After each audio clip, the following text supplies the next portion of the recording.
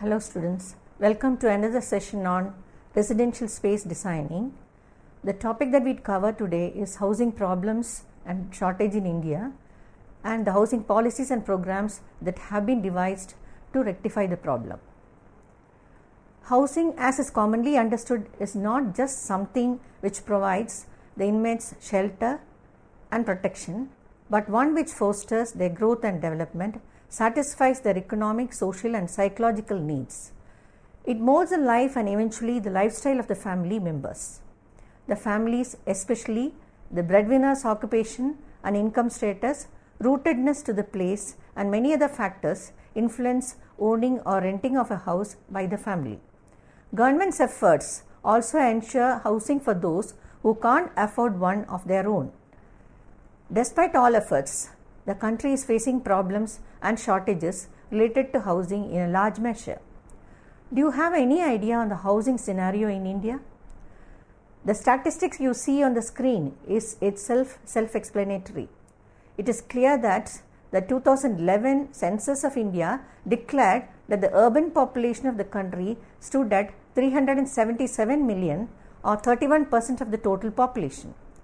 This rate of urbanization has resulted in many issues such as land shortage, shortfall in housing and tremendous pressure on available infrastructure, transportation deficits and stress on lack of basic amenities like water, sanitation and healthcare for the residents.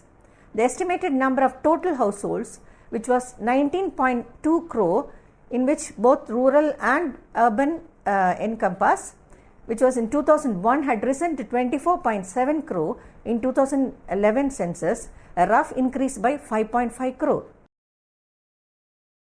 India can be proud that a majority of the households, irrespectively of the locale, urban or rural, live in own houses, that is more than 90% in rural and 70% in urban areas. This trend has been reported to be on the increase compared to the previous census report. The situation seems to be satisfactory, yet there is something amiss. For that, an understanding of the difference between two concepts, namely housing need and housing demand, is necessary. How do they differ?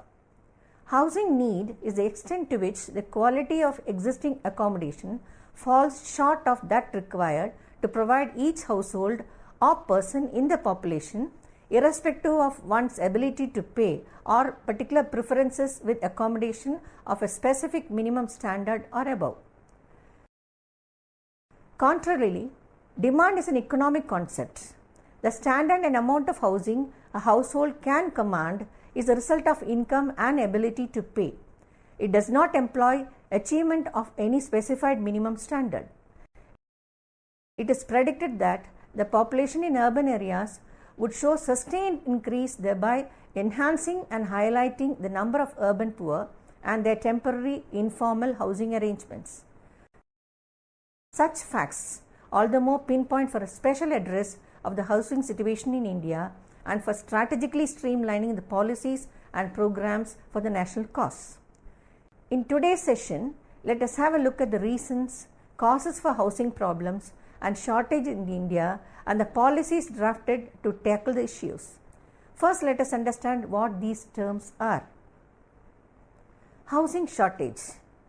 This aspect relates to the lack of balance between the need for housing and its distribution.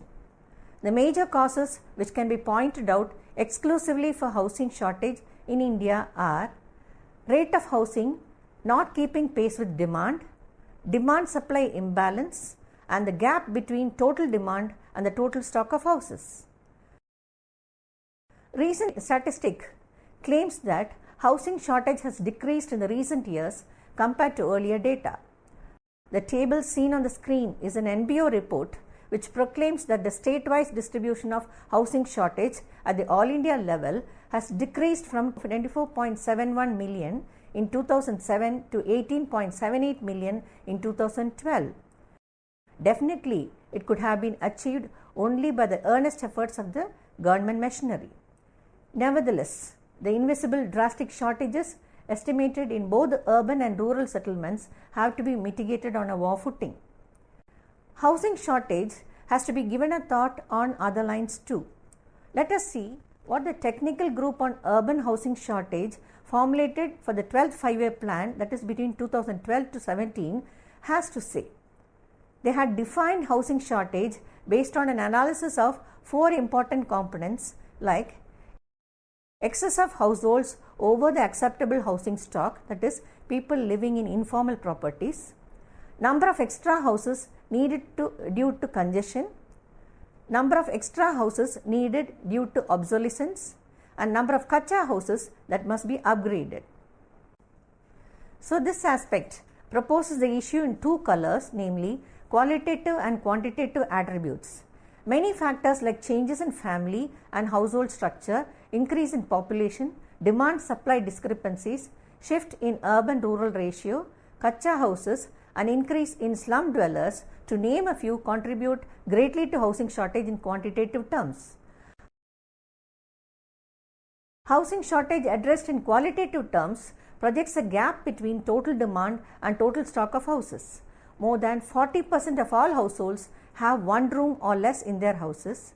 Less than 13% have more than 3 rooms. See the disparity in occupancy status. Next is housing problem in India. Housing problem in India is usually viewed to include 2 facets, namely shortage and substandard housing. Reasons for housing problems in India can be attributed to many reasons as shown on the screen, like burgeoning population, rapid urbanization, and eventual migration of population from rural to urban settlements lacking in proper housing facilities. Other reasons that can be added to these are increasing cost of construction, absence of organized building sector, slow and hesitant adoption of modern technologies, lack of needed awareness, non-adoption of need-based scientific developments in the field, especially in terms of materials and techniques used, and low priority offered by government in planning allocation of funds. The net result is the emergence of substandard housing. What does substandard house mean? You will understand if you go through the points that appear on the screen. Such houses pose a very pathetic image as unacceptable type of houses, unplanned structures, unhealthy housing like row houses, shared accommodation, etc., aged houses which are dilapidated, outmoded, damaged, obsolete and unhygienic, shared housing, different ownership patterns, congestion and overcrowding, availability of less space per person, that is below standard recommendations, growth of slums, polluted environments, eyesore to onlookers, and value depreciation to adjoining buildings or sites. Average household size in 2011 census was 4.9. It was pathetic to hear that the mean dwelling area occupied was well below 1 cent of land both in urban and rural areas. Similarly, when urban houses gratified the minimum 120 square foot per person standard, rural houses failed in the factor. Hence, we have a long way to go.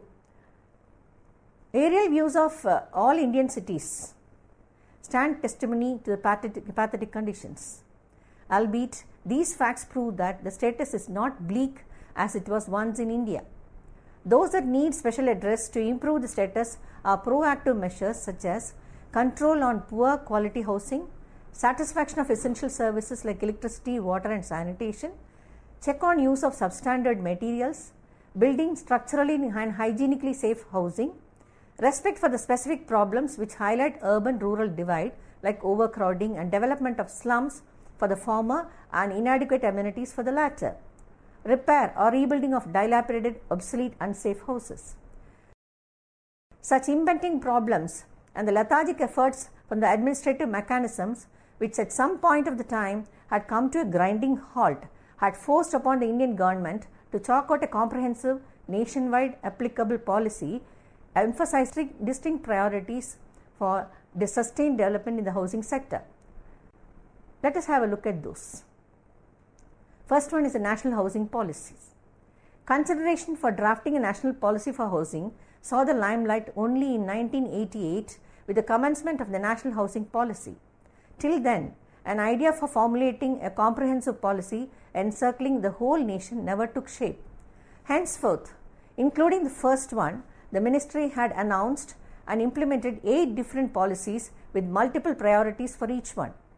The 4 policies of the government, namely, which are very, very noteworthy, are presented in the screen. They are the National Housing Policy and Habitat Policy 1988, National Housing Policy 1994, National Urban Housing and Habitat Policy 2007, and the Draft National Rental Housing Policy. We shall learn more about the policies, objectives, and action programs in detail. The first of its kind, a proactive one, was the National Housing Policy and Habitat Policy.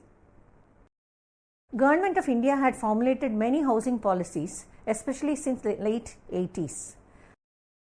This policy, NHPHP, was drafted in 1988. The policy in its preamble focused on housing as not just a commodity but also as a productive investment. Housing here was portrayed as machinery that could gear up economic endeavors and go hand in hand in the attainment of the national policy goals with clear-cut objectives. And what are they? By facilitating access to land, materials, technology and finance, offering seamless support to encourage participation by the needy to gift themselves a proper dwelling, through provision of drinking water, sanitation and other basic services, attempt improvement of the environment of human settlements, thereby raise people's quality of life, envisage and promote access to shelter for the homeless and disadvantaged, that is the reserved category, labor class and low income vulnerable groups. This class reported to hold premium priority in the policy. Fourth one is recognize the qualitative difference of rural housing from that of urban housing, and drafting a variety of strategies to achieve the stated objectives. Those upheld as most important were promoting accessibility to available land at nominal rates to foster housing, assuring security of tenure to tenants in rural and urban dwellings, expanding scope for institutional financing or housing efforts, an impetus to housing in rural settings, knowing well the inherent complexities. In accordance with these factors, the policy had put forth its action plans. And what are they? To enable and facilitate easy implementation of its decisions, the policy had laid concrete action plans rooted on the 2 broad strategies, primarily catering to the housing needs, including site allocation for reserved category, labor class, wage earners and vulnerable sections of the society, and secondly, facilitating financial assistance to promote housing by disbursing loans or subsidy to select beneficiaries. Understood the essence of this policy? The next one is the National Housing Policy, 1994. 4 years after NHPHP, the National Housing Policy was formulated in 1992, which was approved by the Parliament in August 1994. The policy included 8 classic features. To be precise, the policy's aims were to provide the necessary backup to support the construction of new and additional building units, upgrade the existing building units, ensure land availability and confer homestead rights, minimize displacement of rural households by developmental projects, undertake sufficient rehabilitation measures, especially for victims of natural calamities, promote use of indigenous materials and construction techniques, facilitate basic infrastructure services including water, sanitation and roads, offer protective discrimination especially to the weaker sections of the society. The objectives framed therefore were thus wholesome, covering all aspects of housing. The third one is the National Urban Housing and Habitat Policy 2007. The first policy specific to urban housing was the NUHHP, National Urban Housing and Habitat Policy in 2007, which was formulated by the Ministry of Housing and Urban Poverty Alleviation, and it is called as MOHUPA, which was established in 2007. The key objectives of the policy focused on affordable housing for sustainable urban development. In accordance with the policy framework, many programs specific to affordable housing have since been incorporated. The major ones being Rajiv Awas Yojana or RAY, Affordable Housing in Partnership, it's called AHP, and Jawaharlal Nehru National Urban Renewal Mission, JANURAM, Model State Affordable Housing Policy, Draft National Urban Rental Housing Policy. First one is RAY or Rajiv Awas Yojana. Now it's called MOHUPA 2012A. Rajiv Awas Yojana is a program aimed at providing affordable housing to the urban poor. On May 2015, Rajiv Awas Yojana rolled over and was merged into the Housing for All HFA by 2022 policy. This policy framework has analyzed the RAY and HFA 2022 policies after developing a document for sustainable policies for addressing the problem of affordable housing. Second one is Affordable Housing in Partnership, MOHUPA 2013. Affordable Housing in Partnership is a market solution based approach promoted to enhance housing by involving private players. It has multiple linkages to other aspects of the individual's well-being. Affordable housing can augment benefits to the society's education and health, access to health care, perceived control and life satisfaction, employment prospects and income, and of course reduce crime. Affordable housing refers to any housing that meets some form of affordability criterion, which could be income level of the family, size of the dwelling unit, or affordability in terms of EMI size or ratio of house price to annual income. MOHUPA in its 2011 report had taken note of both income and size of affordable space by income-based grouping criteria to define the concept. You will be able to see that in the table presented in the screen, which was given by the Ministry of Housing and Urban Poverty Alleviation criteria for affordable housing. The policy framework for affordable housing is provided by the National Urban Housing and Habitat Policy along with the Jawaharlal Nehru National Urban Renewal Mission, Basic Services for the Urban Poor BSUP, Integrated Housing and Slum Development Program IHSDP, and the Rajiv Awas Yojana. So the third one is Januram 2015A. This program aimed at constructing 1.5 million houses for the urban poor during the mission period 2005 to 12 in the 65 selected mission cities. Two policies under this program, namely Januram Targeted Housing, is of prior importance. They are Integrated Housing and Slum Redevelopment Program and Basic Services for the Urban Poor. This Integrated Housing and Slum Redevelopment Program is a direct housing policy measure under Januram. The IHSDP covers those cities, towns that are not covered by BSUP and conceives of an 80:20 sharing ratio between the national and state governments, urban local bodies, etc. Basic Services for the Urban Poor BSUP, managed by the Ministry of Urban Development, on the other hand, aims at providing entitlements like security of tenure, affordable housing, and commitment for services such as water, sanitation, health and education, and social security to low-income segments in 65 mission cities. And the fourth one is the Draft National Rental Housing Policy. This policy aims at promoting rental housing as an option for those who couldn't afford own houses, like those belonging to the target groups of population, mainly destitute, houseless and disabled people, socially and economically weaker sections, specific target groups including migrant laborers, working women and students, aspiring home buyers seeking stopgap arrangement, and the working class. These groups are presented with a basket of options through the government's social rental housing, affordable rental housing and institutional rental housing packages. The policy is so framed to enable formalization of rental housing through regulatory and legal frameworks, enhancement of fund flow along with incentives for rental housing, promotion of institutions, organizations for constructing, managing, maintenance and operations of rental house stock, that is resident management corporations, residential REITs, that is real estate investment trusts, employment or employee housing, etc. Now let us have an idea of the current prominent housing policies in India. Among all policy initiatives of the government, two flagship policies received significant mention. They are Pradhan Mantri Awas Yojana, a Housing for All 2022, and the Smart Cities Mission.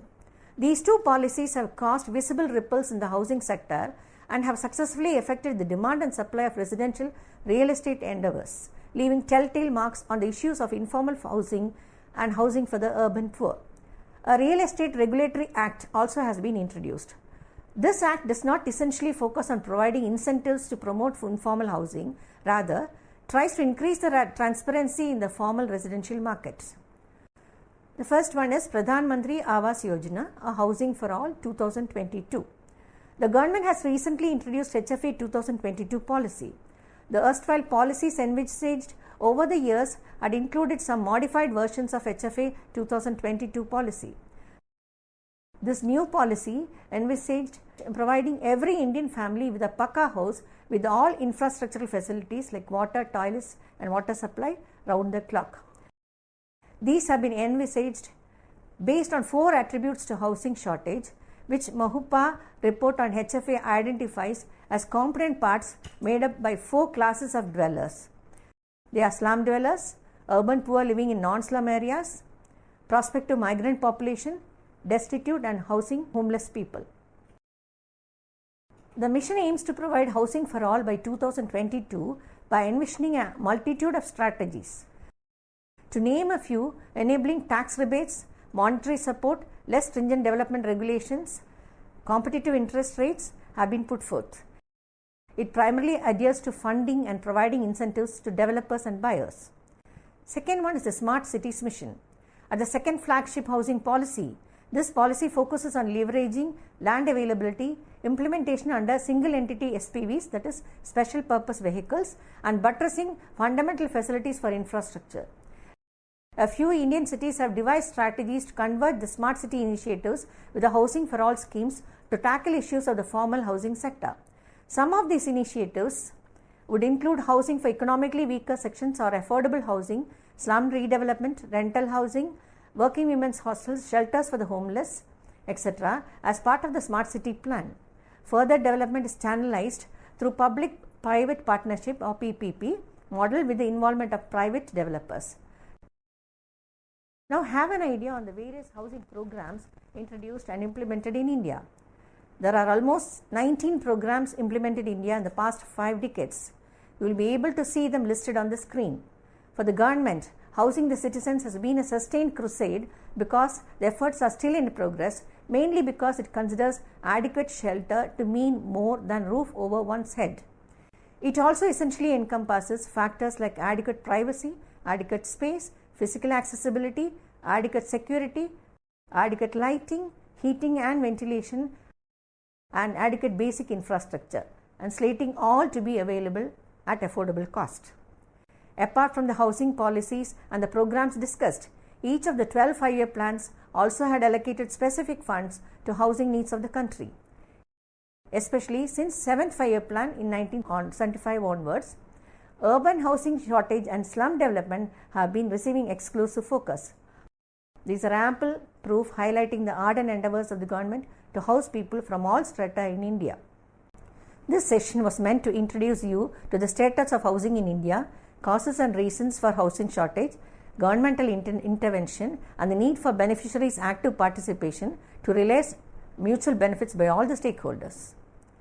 To summarize, awareness generation to sensitize the population on the housing issues at hand and to educate them to access the available programs and schemes, thereby strengthen the nation's housing sector, is what is needed now.